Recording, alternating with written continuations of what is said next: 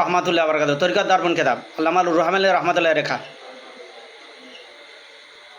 দশম মুদ্রণ পৃষ্ঠা নম্বর 64 কোরআনের সূরা নামলে বলুন মোহাম্মদ সাল্লাম খোদা তাআলা ব্যতীত যারা আসমান ও সময় পৃথিবীতে আছে তার গুপ্ত বিষয় গায়েব জানে না।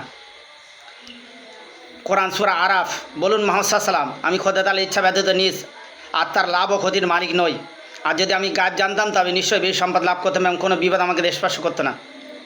ব্যাখ্যা এখানে আল্লাহ রসুল সাল্লামকে শিক্ষা দিয়েছেন আলিমুল গায়েবের খবর আল্লাহ ছাড়া কেউ জানে না। আর নিজের জন্য খারাপ ভালো করার ক্ষমতা নবী মুহাম্মদ সাল্লাল্লাহু আলাইহি ওয়াসাল্লাম রাখে না, অন্য কেউ রাখবেই না। তো যারা বিশেষ করে গডফাদার বন্ডামি করে পীর সেজে বসে রয়েছে বন্ড পীর, তাদের মনে রাখা উচিত তারা তাদের নিজেদের ভালো করে, আর তারা পয়সা দিন তোমার কাছে হাত পাতে তাবিজ কবজ করে, আর তারা তোমার কী করে ভালো করবে, তোমার দরিদ্রতা দূর করবে।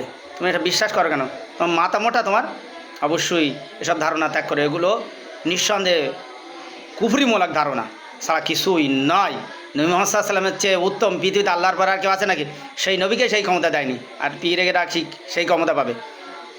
অবশ্যই অবশ্যই হাক্কানে পীরেদের সম্মান করি, ভালোবাসি, কিন্তু বেদাতি এবং যারা ভণ্ডামি করে তাদের নয়।